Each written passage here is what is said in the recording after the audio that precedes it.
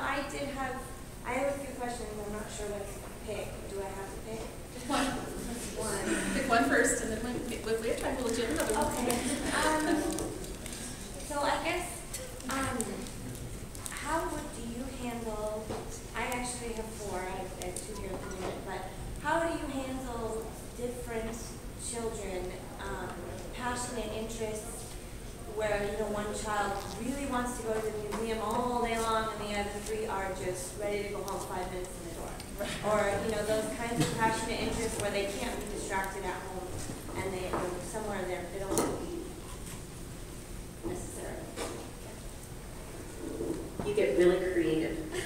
And that's the answer, because that's a reality that kids are going to be different. Somebody might be really introverted, somebody might be really extroverted. But what we've done, just as a practical solution, is handheld gaming can come in really handy, or any kind of, if they're, you know, if somebody is kind of the one that doesn't necessarily want to go, is crafty, you know, you can bring things for them to do, and, you know, try to set it up so that they don't have to participate in what they don't want to participate in, but they have something else that they do want to do. And, you know, and help them understand it's a compromise sometimes. That's just the way it is when you've got multiple children in the family. Pointing out my multiple children who are sitting here crocheting and playing a little game on their iPad or something. They've had that habit for their whole lives now. They want to say anything else about that? Oh, and I just want to say, we've had park days where somebody's at the park day and somebody's in the car, sitting happily listening to music, or, you know, doing something they want to do, and, you know, then we make deals about time, how long, you know, that kind of stuff. We ride. We've done that too with games or the car, but another thing we did a lot was we would borrow another kid, sometimes borrowing one kid, a family that had an only child. If we would offer to take that kid with us, then my kids were more interested in going, because it was not just going to that place again, but it was going to hang out with this kid.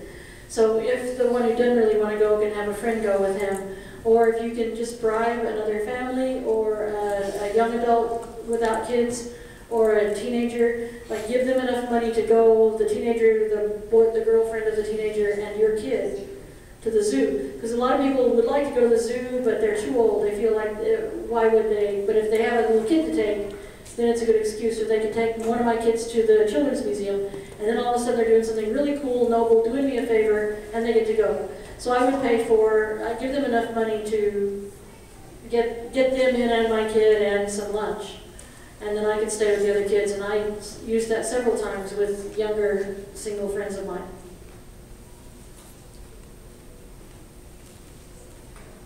Yeah, that reminds me of a pretty difficult phase in our family's life that I'd forgotten about. But there was a time where, yeah, it was almost the tyranny of the loudest crier, and that would affect the whole family's activities. And that, for me personally, that was a really difficult time. But that stopped, and it stopped a long time ago, and I don't remember when it stopped.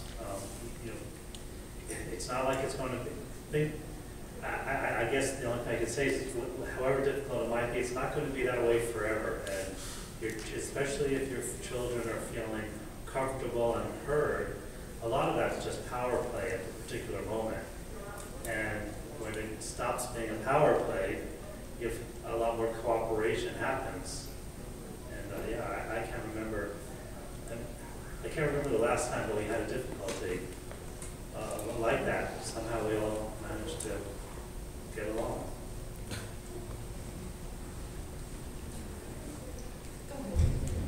I just wanted to, because we're kind of short of time.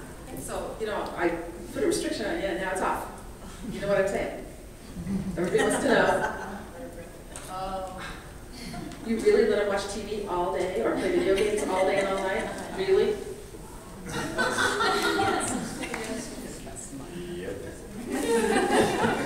Yeah. Yeah. I forgot that I wanted to say the answer to most things is duct tape, so yes. Yes. Any other questions? But I didn't make them play all day. There's a difference. Yes. That's true. I did make Marty watch TV one day for about 15 minutes. Let me me think how old he was. He was 8 or so, and he and Kirby were fighting, and I was trying to get Holly ready to go somewhere, and I was trying to do things, and they were, every time they got to the same place, they'd fight somewhere, and I'd sit right there until this show is over. Sit. I don't want to watch that show. Sit, watch the show. So it was like time out, but it involved watching some show he already liked. And it's like, I don't know if to sit here and watch this stupid TV. Sit. And then I thought, maybe if someone really didn't want their kids to watch TV, that might be a way to break them of it, is force them. But that was the only incident, 15 minutes, and it was over. About that, do you have a line? Like, if you would conceive television or computer games as harmful to their health, I'm not saying that you do, but do you have a line? Like drugs or sugar or gluten?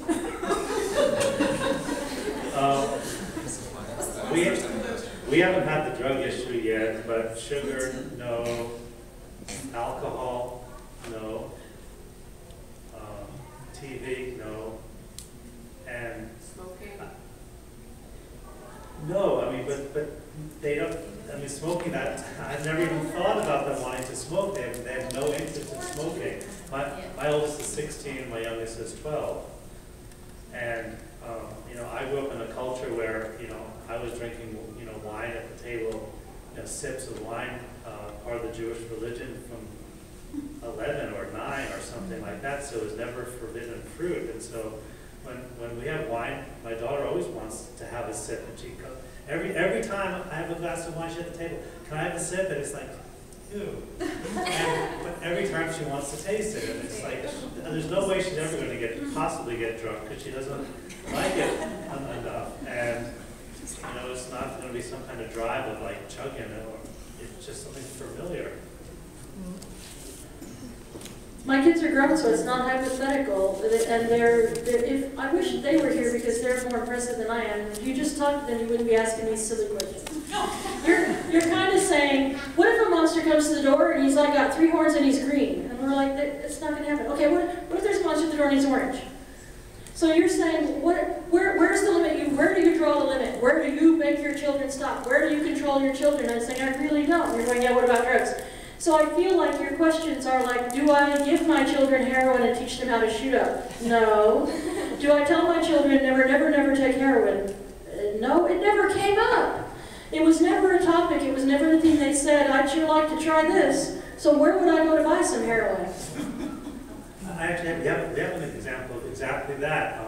There was a gathering. I was not there, but my wife was, and Jessie was, I think she was probably 14 at the time, and she came in and said, Mom, we were thinking about getting high.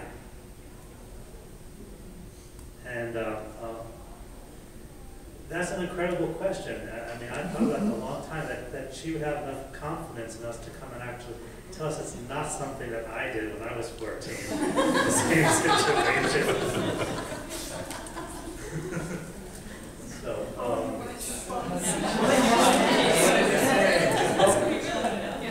well, my wife's response was, I'm not comfortable saying yes without talking to your dad about it, and then I had a conversation privately with her later, and saying that, you know, I prefer if you did, but I'm not going to tell you not to, because you're going to do it if you want to or not. But just remember, if you do it, make sure you're in a safe situation. Don't ever get into a car.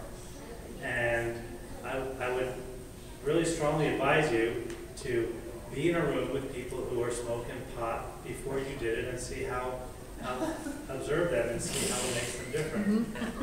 Field trip.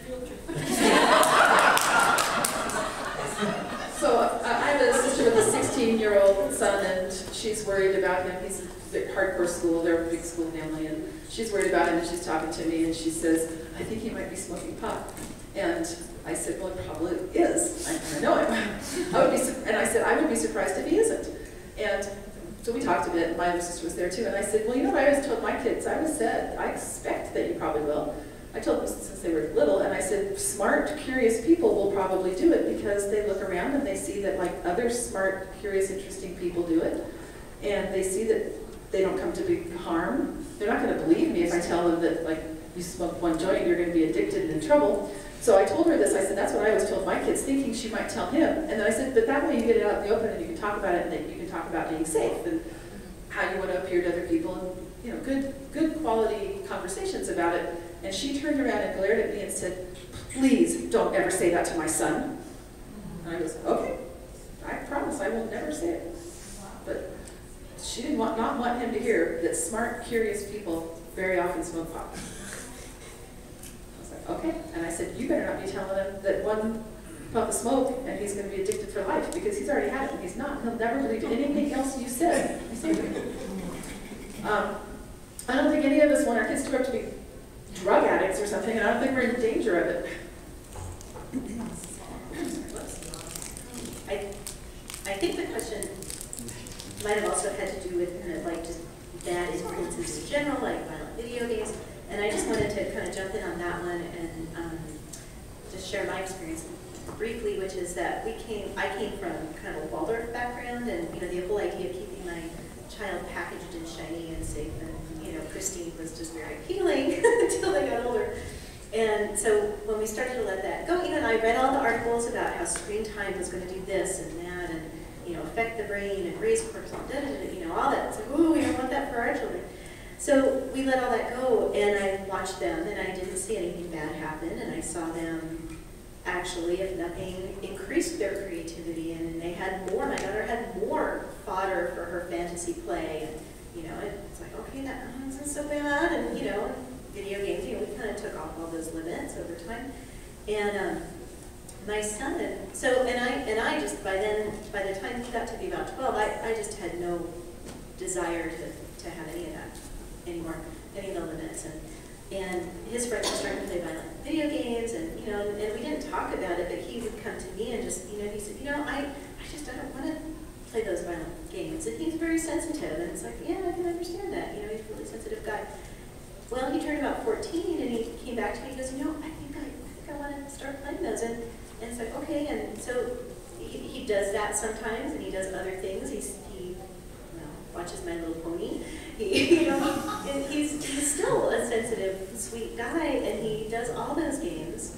And he, you know, so and along with my daughter, I would say they by far were their best sensors.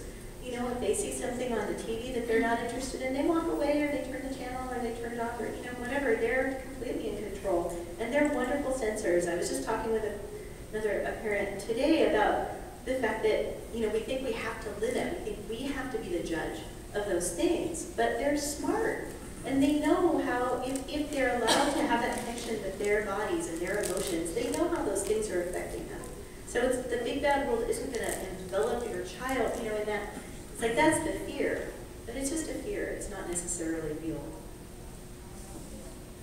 While my family doesn't limit anything, we don't let our 2-year-old run into the street.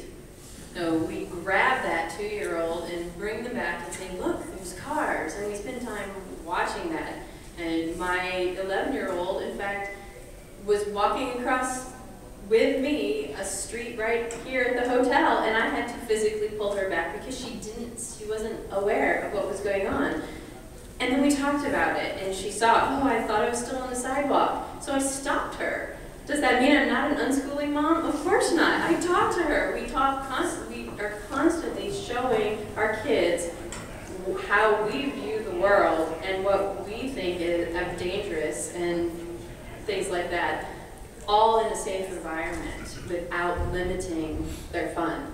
So I want to add to that question, which might be what you're going to say. So the idea of like parent thinks all these things are dangerous. You had a very quick, I couldn't even understand the whole list. I didn't get the end of it, but there was sugar involved, gluten, drugs, video games, TV, I don't know what else, like bare feet, gluten, and, okay. So there's a long list of things you could be scared of, and what I don't want, I don't think I actually disagree with Lisa, but what might have come across would be, we're going to talk to our kids about all those and make sure that they're scared too, which I don't think is what she meant, but. But we're not going to be stupid and let our 2-year-old run into the street. Yeah, so.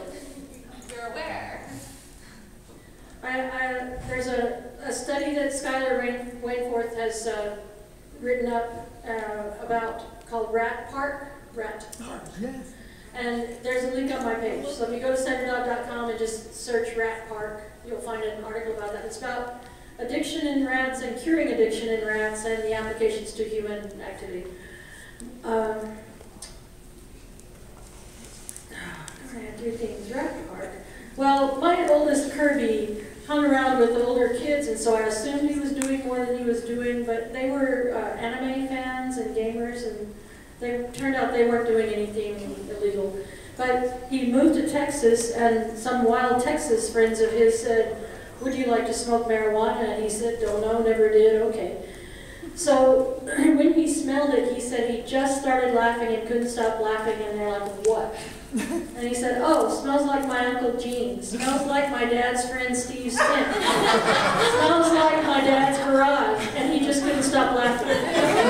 So when he smelled that smell, he could inventory in his life all the dope smokers. But it hadn't come up until he was 21. And I thought of what I limit. Where I draw the line is dishonesty or harming other people, being irresponsible in such a way that it hurts other people. Because that's principles, not rules. So if the children have grown up with the means to figure out how to act about things that didn't involve illegality, sex, drugs, rock and roll, then they can use those same tools to figure out what to do. So does he want to try marijuana? Well, it kind of depends where he is. Does he trust the people he's with? Does he have to be at work in a half an hour? So those thoughts surely went through his mind, because he's been making decisions about a lot of other things in the past, and that wasn't any different. But if we had said, never do this because it's a boogeyman that will kill you, that wouldn't be a tool that he could use except to decide whether to do what his parents had told him or not to. But he has been equipped since a little kid with the means to figure out how to decide whether to stay up later or go to sleep or eat this or not eat this. For real reasons, not for scary boogeyman reasons. I just want to tack on a really small thing to what you're saying, based on what you said in the prior thing, which was we were talking about this issue, sort of, and I liked what you said about, certain issues that I have concern about. You gave the example of your daughter underdressing or whatever, walking by herself beforehand, that, you just have like you didn't, I don't know if you used this word, but you used that word partnership before, just having like a partnership conversation as opposed to an absolute with a list of like extreme, unrealistic, actual results, but rather just like, hey, in a really non-threatening, small partnership, I'm your equal kind of way, just some information that, helping them think about practical logistics. Oh, so, have you thought about the fact that, your brother wants to go see the other movie? Yeah, this is about my daughter going out for a walk at 4 in the morning with the dog, or wearing things when she was younger, 11, that I thought were a little nasty for a girl her age to be out by herself in town. So I would not have thought, I am your equal hand. Sure. It wasn't like, I'd like to give you some advice, but hey, if you want to go out at 4 in the morning half naked, no problem. It wasn't just, this concerns me, it was, you need to not do that for reasons I'm willing to explain, but willing not to explain. Right. So, right. It was, I don't overstate it. Yeah. I mean, some cases were maybe No, a little like, more like that, like the movie thing, you gave an example. Yeah, it's like, what? I was like, well, your sister wants to help them learn how to decide, but sometimes the answer is like, I have really good reasons that I don't want to explain to you, but trust me. And if